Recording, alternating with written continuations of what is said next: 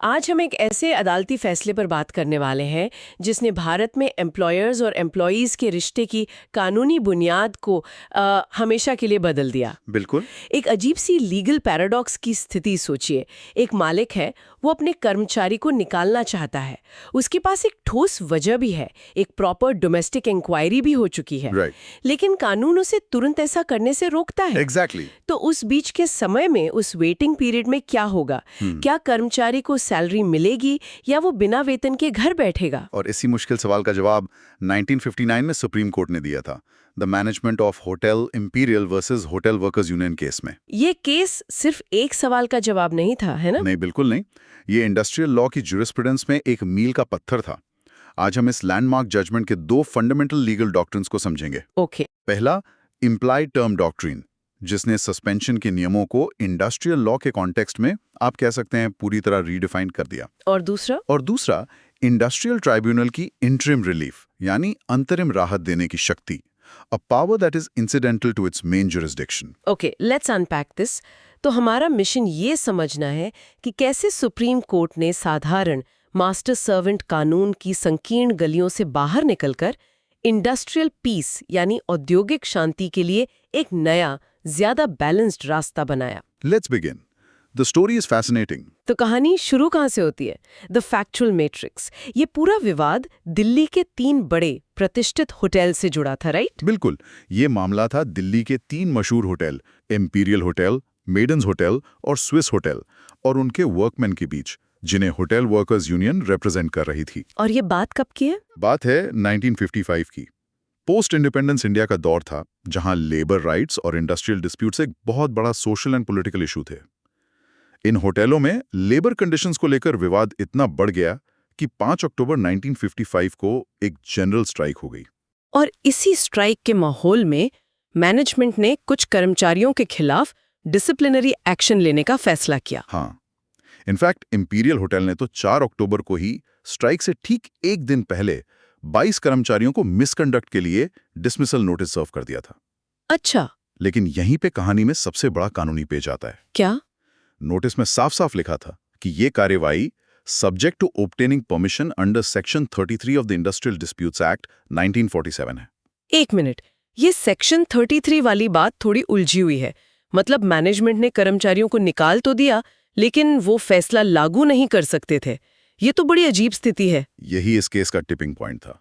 ये सेक्शन 33 आखिर है क्या? Section 33 of the ID act 1947 एक तरह का स्टैट्यूटरी बैन या कहिए लीगल पॉज बटन है। इसका मकसद था कि जब कोई इंडस्ट्रियल डिस्प्यूट किसी ट्राइब्यूनल के सामने पेंडिंग हो, तो एम्प्लॉयर अपनी मर्जी से किसी कर्मचारी को, खासकर यूनियन लीडर्स को, विक्टिमाइज करके न निकाल सके। So it's a shield for the workman. Yes. Management को डिसमिसल जैसा कोई भी एक्शन लेने से पहले ट्राइब्यूनल से इजाजत लेनी पड़ती थी। तो वो एक लीगल लिम्बो में फंस गए। तो इस लीगल लिम्बो में मैनेजमेंट ने किया क्या? वो उन्हें नौकरी पर रख नहीं सकते थे because they had decided to dismiss them, और कानूनन निकाल भी नहीं सकते थे। What was the middle path? उन्होंने वही किया जो ज्यादातर एम्प्लॉयर्स ऐसी स्थिति में करते हैं। उन्होंने कर्मचारियों को suspended pending the obtaining of permission under section 33 of the act कर दिया। मतलब इजाजत मिलने तक निलंबित। हाँ, लेकिन सस्पेंशन का मतलब था no work and from the management's perspective no pay. और यहीं पर यूनियन ने एक्शन लिया होगा? बिल्कुल। वर्कमैन ने इंटरिम रिलीफ के लिए एप्लीकेशन फाइल की और इंडस्ट्रियल ट्राइब्यूनल ने 5 दिसंबर 1955 को उनके पक्ष में एक इंटरिम रिलीफ ऑर्डर पास कर दिया। ऑर्डर क्या था? ऑर्डर था कि इन सस्पेंडेड एम्प्लॉयज को उनकी पूरी वेजेस प्लस 25 रुपीज महीने खाने के बदले में दिए जाएं। पूरी वेजेस? जी हाँ, पूरी। और होटलों ने इसी ऑर्डर की लीगैलिटी को सुप्रीम कोर्ट में चैलेंज किया। और यहीं से भारत के इंडस्ट्रियल लॉ का एक नया अध्याय शुरू होता है। सबसे बड़ा कानूनी सवाल यही था, क्या एक एम्प्लॉयर बिना किसी एक्सप्रेस कॉन्ट्रैक्ट टर्म के कर्मचारी को विदाउट पे सस्पेंड कर सकता है, सिर्फ इसलिए कि उसे सेक्शन 33 के तहत परमिशन का इंतजार है? This was the first and most fundamental question before the court. सबसे पहले जस्टिस के.एन. वांचू ने ordinary law of master and servant को स्पष्ट किया। उन्होंने क्या कहा? उन्होंने कहा कि आमतौर पर किसी कर्मचारी को बिना वेतन के सस्पेंड करने का अधिकार मालिक के पास तभी होता है जब ये साफ-साफ कॉन्ट्रैक्ट में लिखा हो या किसी कानून में दिया गया हो। मतलब ये कोई इम्प्लाइड राइट नहीं नहीं, it's not an implied right. मुझे लगता है कोर्ट के शब्द from paragraph 10 of the judgment यहाँ बहुत जरूरी हैं। कोर्ट ने कहा, please. It is now well settled that the power to suspend, in the sense of a right to forbid a servant to work, is not an implied term in an ordinary contract between master and servant, and that such a power can only be the creature either of a statute governing the contract or of an express term in the contract itself. तो ये तो बिल्कुल open and shut case लगता है। Hotels के contract में ऐसा कोई टर्म था नहीं, तो as per the ordinary law उन्हें वेजेस देने चाहिए थे। Exactly. फिर ये मामला इतना कॉम्प्लिकेटेड क्यों हुआ? Why was this even a debate in the Supreme Court? There must be a twist. The twist, and it's a big one, is the entry of industrial jurisprudence. Industrial jurisprudence. Supreme court ने कहा कि industrial tribunals सिर्फ contract की लकीर के फकीर नहीं हैं। They are not fettered by the strict law of master and servant. तो एक तरफ है साधारण कॉन्ट्रैक्ट का कानून जो कहता है कि जो लिखा है वही पत्थर की लकीर है, और दूसरी तरफ है ये इंडस्ट्रियल जुरिस्प्रूडेंस। बिल्कुल। क्या हम इसे ऐसे समझ सकते हैं कि ये एक अलग तरह का खेल है जिसके नियम थोड़े ज्यादा फ्लेक्सिबल हैं? बिल्कुल, आपने बहुत सही एनालॉजी दी है। साधारण कॉन्ट्रैक्ट कानून एक शतरंज के खेल जैसा है, जहां हर मोहरे की चाल तय है। राइट। बट इंडस्ट्रियल जुरिस्प्रूडेंस एक फुटबॉल मैच के रेफरी की तरह है, जिसका मुख्य काम सिर्फ नियमों का पालन करवाना नहीं, बल्कि ये सुनिश्चित करना है कि खेल चलता रहे, कि इंडस्ट्रियल पीस बनी रहे। I love that analogy. इसीलिए वो जरूरत पड़ने पर एडवांटेज प्ले करते हैं। The court referenced an older case, western India automobile association, जहां जस्टिस महाजन का ऑब्जर्वेशन बहुत की है। क्या था वो? An industrial tribunal is not so fettered and may create new obligations or modify contracts in the interests of industrial peace. तो court यहाँ एक रेफरी की भूमिका में था। अब सवाल ये है कि इस रेफरी ने इस डेडलॉक को कैसे सॉल्व किया। एम्प्लॉयर ने इंक्वायरी कर ली है, डिसमिसल का डिसीजन ले लिया है, बट कांट एक्ट। एम्प्लॉय काम नहीं कर रहा, but as per common law he should get paid. ये तो एक स्टेलमेट है। The court performed a judicial innovation, a must stroke. Innovation. उन्होंने implied term doctrine को establish किया। कोर्ट ने कहा कि सेक्शन 33 द्वारा जो ये peculiar circumstance पैदा हुई है, it demands a new solution. और वो सोल्यूशन क्या था? It is just and fair कि industrial tribunals employment contract में एक term को imply करें, यानी निहित मान लें। The final conclusion, the ratio decidendi on this point, is in paragraph 19 of the judgment. क्या कहता है वो? मैं operative part quote करता हूँ। We are therefore of opinion that the ordinary law of master and servant as to suspension can be and should be held to have been modified in view of the fundamental change introduced by section 33, and a term should be implied that if the master has held a proper inquiry, he has the power to order such suspension, thus suspending the contract of employment temporarily, so that there is no obligation on him to pay wages and no obligation on the servant to work. Wow, that is quite literally judicial law making. तो court ने essentially हर industrial employment contract में एक invisible clause लिख दिया। Yes. एक ऐसा clause जो कहता है कि सेक्शन 33 के वेटिंग पीरियड में suspension without pay is permissible. ये तो कॉन्ट्रैक्ट लॉ के एस्टैब्लिश्ड प्रिंसिपल से एक बहुत बड़ा डिपार्चर था। A huge departure, but a necessary one. If we connect this to the bigger picture, the result was a very balanced and pragmatic solution. इसका नतीजा क्या हुआ? नतीजा बहुत साफ था। अगर ट्राइब्यूनल आखिर में डिसमिसल की परमिशन दे देता है, तो सस्पेंशन वैलिड माना जाएगा और कर्मचारी को सस्पेंशन पीरियड का कोई वेतन नहीं मिलेगा। और अगर परमिशन रिफ्यूज हो जाती है? तो एफॉर्टियोरी द सस्पेंशन वाज रॉन्ग और कर्मचारी को पूरा बैक वेजेस मिलेगा। So it's a fair gamble for both sides. Exactly. It protects the employer from paying for no work, and it protects the employee by guaranteeing full back wages if the dismissal is found to be unjustified. तो suspension वाले मुद्दे पर तो court ने एक नया रास्ता ही बना दिया, लेकिन होटल मैनेजमेंट के वकील यहीं नहीं रुके होंगे। उन्होंने जरूर कोई और तकनीकी पेंच फंसाने की कोशिश की होगी। Absolutely. उनका दूसरा मेन कंटेंशन यही था। क्या? They mounted a jurisdictional challenge.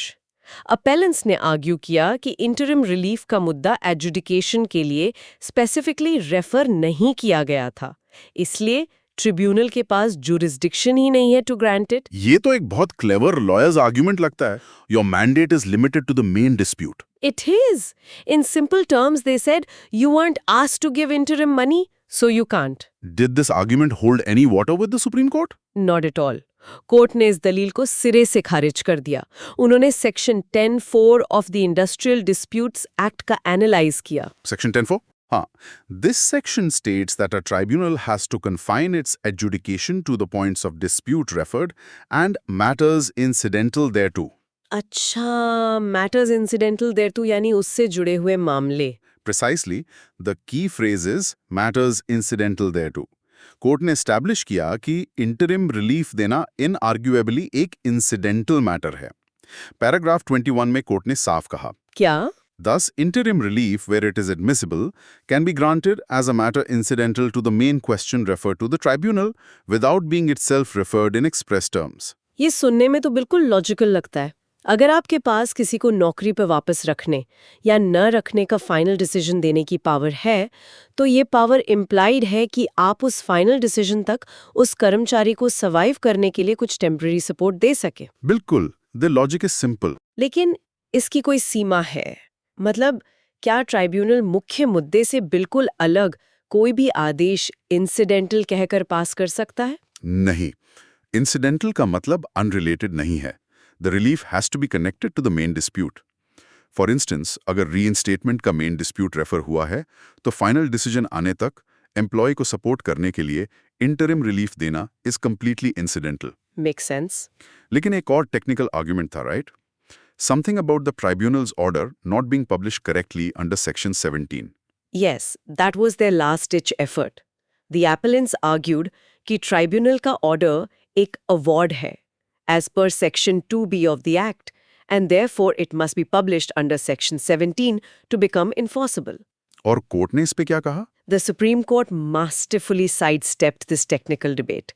उन्होंने, for the sake of argument, मान लिया कि ये technical defect था. अच्छा, but then they clarified that the Supreme Court's own orders are not bound by the procedural requirements of Sections 15, 17 or 17A of the Act.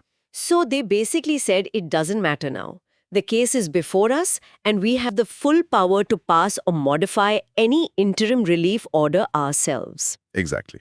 So what does this all mean for the final verdict? The court has established its power.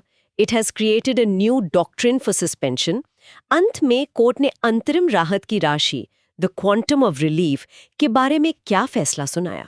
नहीं, कर्मचारियों को पूरा वेतन नहीं मिला जैसा tribunal ने order किया था. अच्छा. And this is where the court's commitment to fairness and balance truly shines.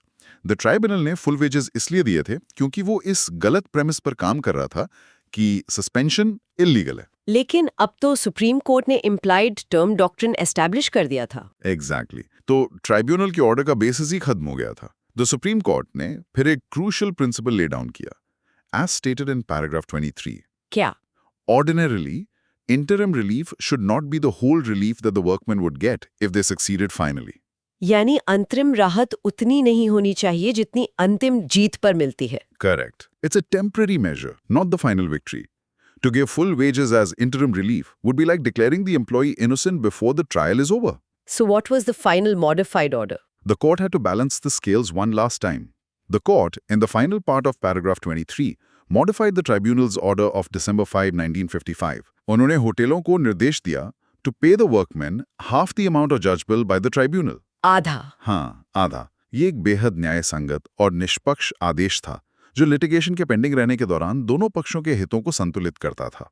तो इस पूरी चर्चा से दो बड़ी बातें सामने आती हैं. First, the Supreme Court innovated the implied term doctrine to deal with the unique situation created by Section 33. And second, it firmly established that industrial tribunals have the inherent power to grant interim relief. Precisely. ये फैसला दिखाता है कि industrial law कोई rigid static set of rules नहीं है. It's a living, breathing field of law. इस judgement ने मास्टर सर्वेंट के ट्रेडिशनल कॉन्ट्रैक्चुअल रिलेशनशिप को एक नए, ज्यादा बैलेंस्ड फ्रेमवर्क में रीइमेजिन किया. So here's a final thought. ये फैसला 1959 का है, जब एम्प्लॉयमेंट का मतलब लार्जली एक परमानेंट स्टेबल जॉब होता था. The world of work has changed dramatically since then. And this raises a very important question. आज की गिग इकोनॉमी में, जहां एम्प्लॉयर एम्प्लॉई का रिश्ता ही धुंधला है, जहां वर्कर्स को पार्टनर्स या इंडिपेंडेंट कॉन्ट्रैक्टर्स क्लासिफाई किया जाता है, वहां शायद इसी तरह के नए इम्प्लाइड टर्म्स को इनोवेट करने की जरूरत पड़ सकती है। मतलब जैसे the court in 1959 responded to the new reality of Section 33, perhaps today's courts need to respond to the new reality of the app-based economy. बिल्कुल। क्या एक फूड डिलीवरी राइडर जिसे बिना कारण बताए ऐप से सस्पेंड कर दिया जाता है, उसके कॉन्ट्रैक्ट में भी कोई इम्प्लाइड टर्म ऑफ फेयरनेस होना चाहिए? ये सोचने वाली बात है।